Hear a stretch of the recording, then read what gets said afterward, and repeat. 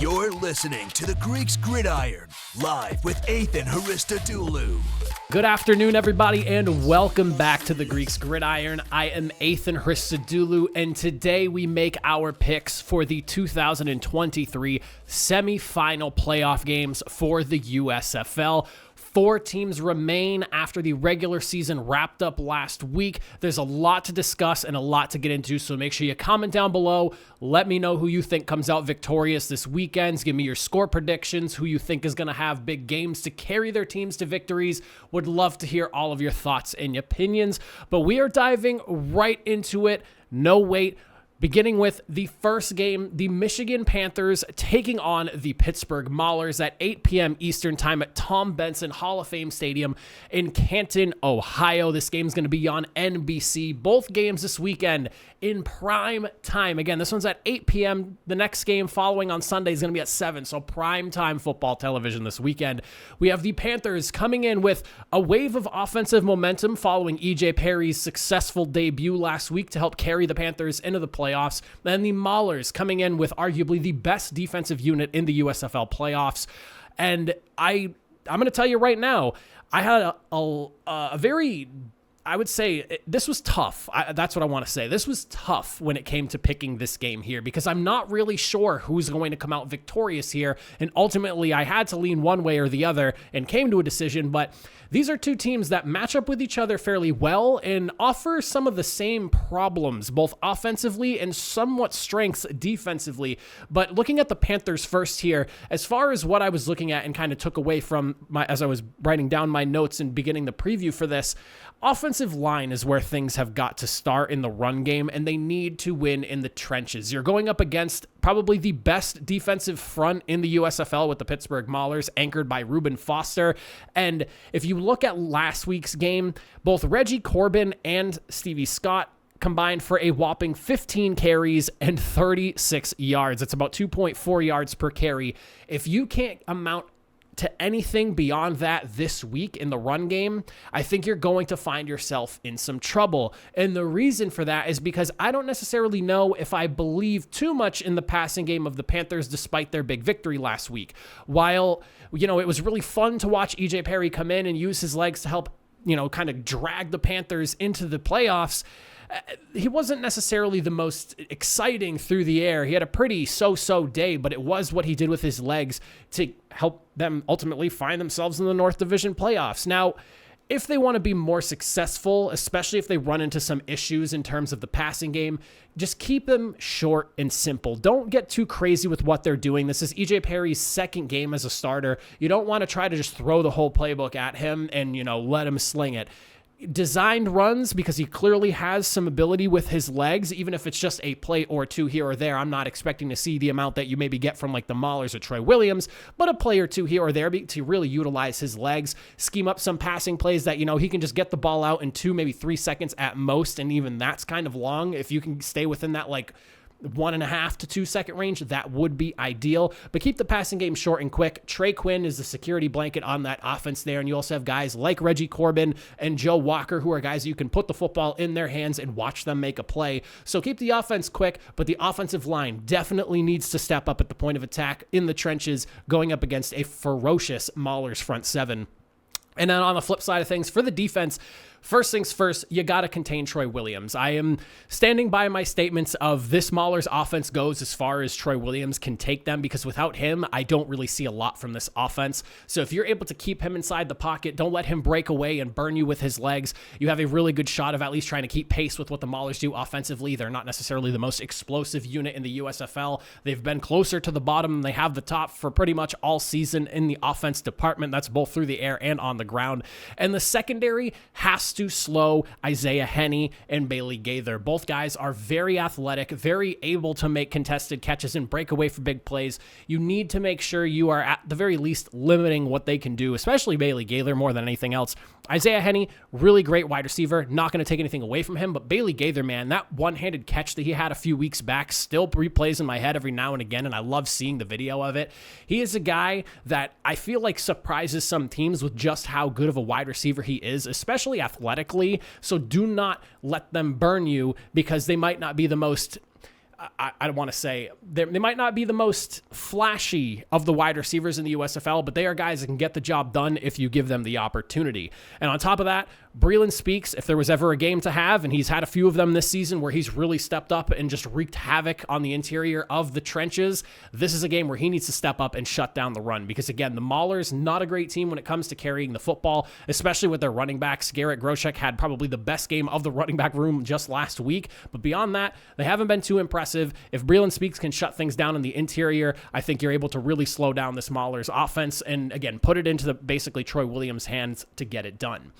As for the Maulers offensively, and I just kind of brought this up here, look to Garrett Groshek's success from last week and try to see if you can, even if you can just build off of it or somewhat replicate it, that would be phenomenal. He had 12 carries for 53 yards last week, 4.4 yards a carry. I'm pretty sure that is the best stat line any running back on the Maulers has had this season. I might be wrong on that. I didn't double check it, but based off what I feel like I've seen from the Maulers all season long, that feels like it's the correct thing to say. So if you can build off of what Garrett Groshek did last week and maybe open things up a little bit more for Madre London, it's not going to all fall on Troy Williams, which he's shown he can get the job done on his own if necessary. But there have been some games where you go, man, if we had at least somewhat of a running game and it wasn't just up to him to make plays, you probably feel a lot better about yourselves.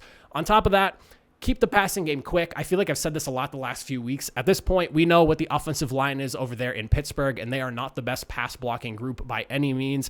RPOs, designed runs, quick slants, things like that, flats. You don't want to be holding the ball for, 3, 4, 5 seconds, anything like that. You want to get the ball in Troy Williams' hands off the snap and just get it out as quickly as possible. That's where the Maulers offense finds the most success.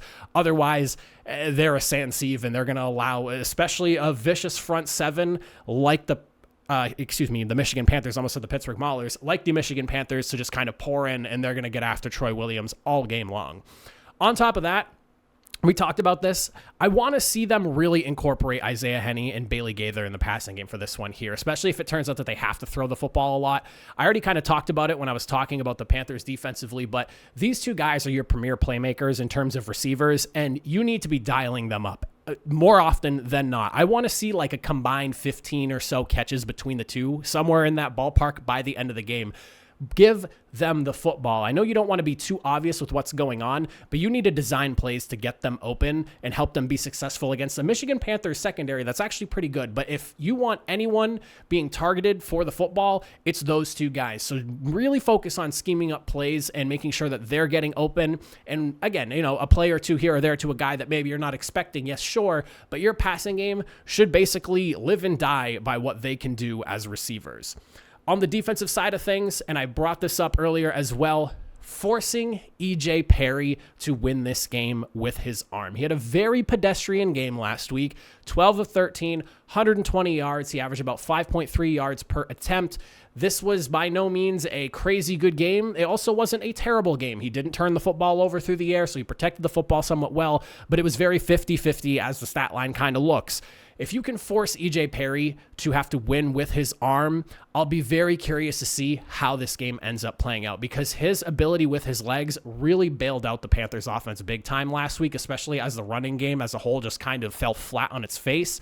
If you can just force him to throw the football more and bottle up the run, I really think you have a legitimate chance at pulling off a very comfortable victory here. Maulers have a fantastic defense. They are known for shutting down the run. Secondary at times is solid, but at times they let things get by them. If they play tight, I don't know if E.J. Perry's really ready for that kind of a defense. This is going to be a serious test. If what we saw last week was just taking advantage of a downtrodden team that kind of gave up, or if he is maybe really as electric as he looked last week. But this Maulers defense is no joke, and while some people might argue the Generals defense are the best in the USFL, I look at the Maulers as the best defense because of just the way that they can suffocate your run game. And if they're on it in the pass coverage, they are as tough a team to face as anyone. I don't quite know if you're relying on E.J. Perry to throw the football if you're coming away victorious in this game. Again, I know he was fun to watch with his legs, but it was not anything impressive to watch when he was throwing the football. And that's all I'm going to say there. I'll stop at that. But as for who I think is going to come out victorious in this game here, I'm expecting this one to be a little bit of a lower scoring affair. I don't expect a ton of points on the board for this game here. I'd be pretty shocked, to be honest with you, just because both teams have some pretty good defenses. And offensively, both teams, more so the Panthers than anything else, but the Maulers, they don't really get to escape this as well, have not been the greatest. So I expect a lower scoring affair, and I'm going to go with the Pittsburgh Maulers winning this game here 23-16. I'm expecting some field goals here or there. Special teams going to be a big part of this, but I do give an edge to what we've seen from Troy Williams this season in some of his really good games. He has been a playmaker, and on top of that, the return team of the Maulers has really come alive in setting up some excellent field position for the Maulers, and the Maulers have steadily been able to take, somewhat advantage of that. I would like to see some more touchdowns than field goals than we've seen, but ultimately, I feel like between field positioning and just Troy Williams' ability to make this team pay defensively, and the Panthers have had somewhat of an issue dealing with mobile quarterbacks, I'm a little more comfortable with the Maulers in this game, so I'm going to go Pittsburgh 23-16, big victory for them. And now moving into Sunday's matchup, we are looking at the New Orleans Breakers taking on the Birmingham Stallions. This one will be in Birmingham, Alabama at Protective Stadium. Like I said, both games, primetime games. You can catch this one at 7 p.m. Eastern time on Fox. This is the sixth meeting between these two teams since the revival of the USFL last season. They played twice during the regular season last year. Breakers ultimately lost in the playoffs, and then twice again this year, and then now meeting once more in the South Division side of the playoffs. The Stallions currently lead this series 4-1. They were able to exact revenge during their second meeting after a big 45-point bomb that the Breakers dropped on them. This game, if there's any rivalry that I think is as real as any right now, it's probably between the Breakers and the Stallions. I would argue the Stallions and Gamblers rivalry is pretty good as well, but the Stallions and Breakers have been in somewhat of a dogfight for the South that the Stallions have had the control of. Won't sit here and not be, and won't be afraid to admit that, but this is a game that has all the makings of a very good matchup, and I'm excited to see this one.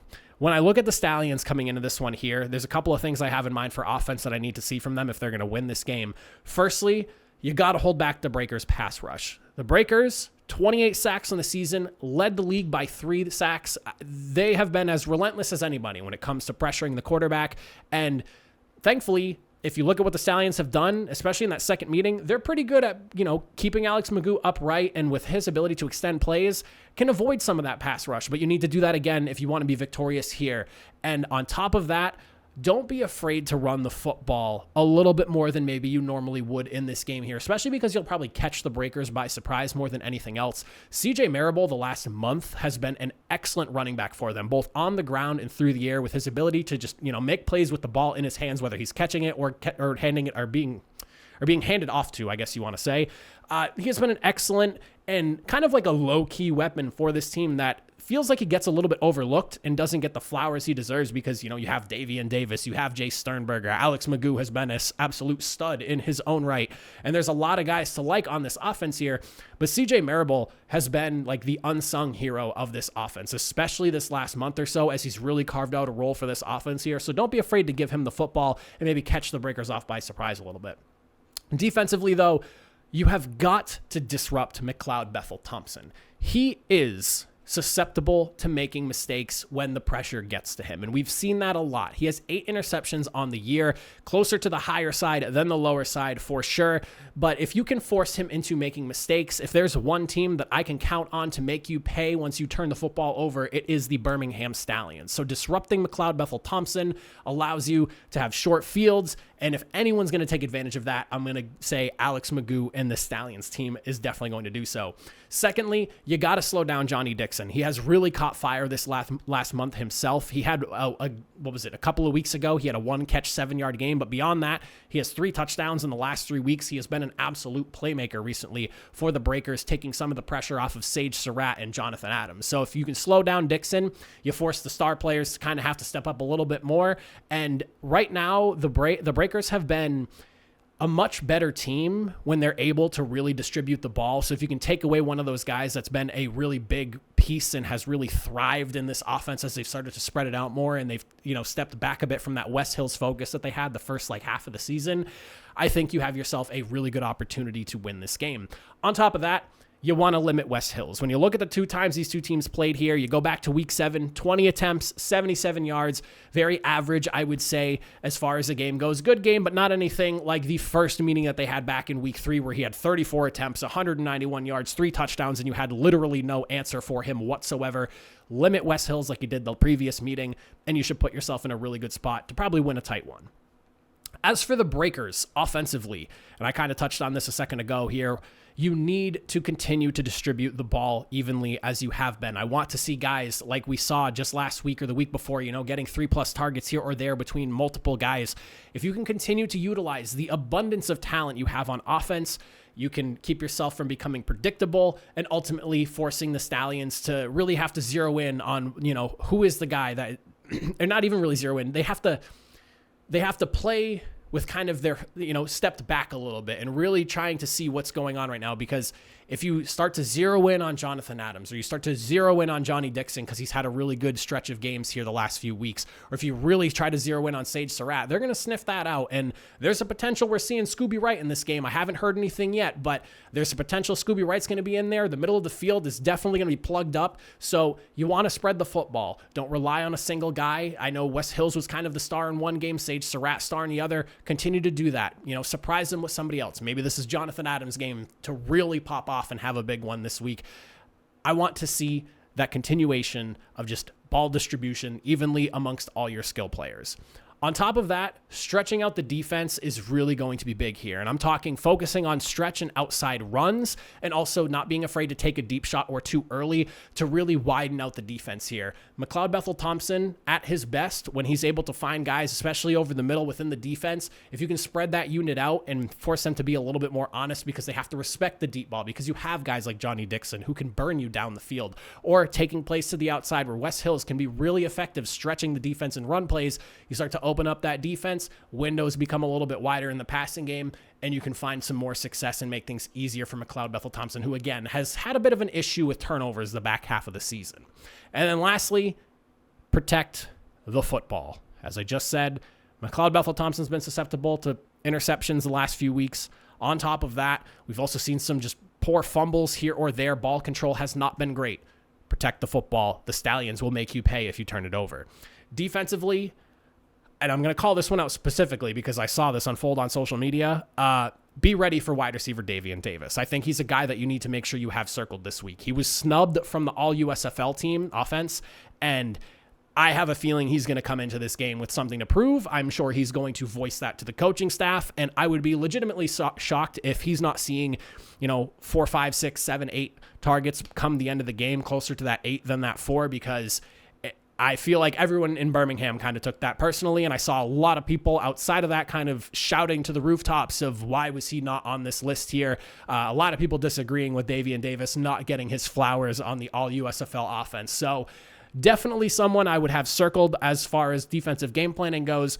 Vontae Diggs and Gerard Fernandez, excellent linebacker duo, arguably the best linebacker duo in the USFL. Need to lock down the middle of the field, so you got to make sure Jay Sternberger is accounted for, and you are not allowing CJ Marable to, again, low-key tear you up like he has been with defenses the last month or so. I already talked about CJ Marable enough. He's a guy that can get it done on the ground or through the air, and he does it quietly but effectively. And then Jay Sternberger, arguably one of the best receivers in the entire USFL, and that's between tight ends and wide receivers at this point. He is a guy that will make you pay through the air. He can catch those touchdowns. He's a mismatch in the red zone. You need to know where he is at all times, because it's not really too much of a surprise at this point if we're seeing Sternberger go for 100+ yards and a score or 2. Make sure you know where they are at all times, and keep Alex Magoo in the pocket. If you can limit his ability to extend plays, you limit what they can do offensively. If you look at the Stallions team, things start to break down for their opponents when the defense gets sloppy and Alex Magoo just starts kind of wheeling and dealing on his legs. He has some crazy ability right now and a fire lit under him like I have never seen before for somebody in the USFL. He has run away with the MVP award at this point, and if you can't keep him contained inside that pocket and bring that pressure quick and contain him while you bring that pressure, it's not enough to just get after him because he can escape. You have to contain that pocket and keep him inside. Bring the pressure, but crush him inside of it. Don't allow him to escape that pocket because you're being overly aggressive. You need to find a balance between contain and pressure altogether. Do not let him kill you with his legs, and make sure you are focused on where he is at all times because he will make you pay. He is the MVP of this season. I'm calling that right now, and I don't think anyone would really disagree. As for who I think comes out victorious in this game here, I am leaning towards more of a high-scoring affair. First game obviously finished with that 45-31 scoreline. Second game much closer, 17-10, very much a defensive bout by all accounts. I really feel like things, though, might get a little bit out of hand offensively. Playoffs are on the line this time. Both teams have a lot of talent offensively, but also very respectable defenses on top of that. But something tells me with another shot at the USFL Championship on the line, and these teams almost feeling more complete than they were last season, we might find ourselves in quite an offensive battle. I'm not telling anyone to bet the over in this one, but I am definitely looking at a high score. I'm going with, and I can't believe I'm saying this, the Birmingham Stallions for a big victory, 30-27.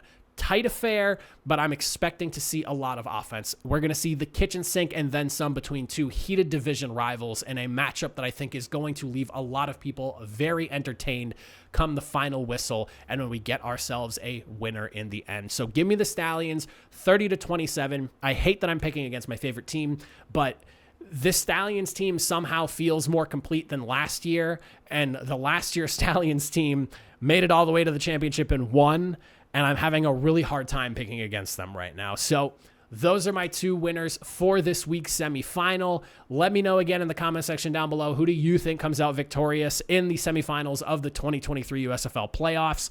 But I appreciate you for taking your time and watching. I hope to see you all in the next video. We'll have a game recap and breakdown of the weekend on Monday. I will see you all next time. Have a good one.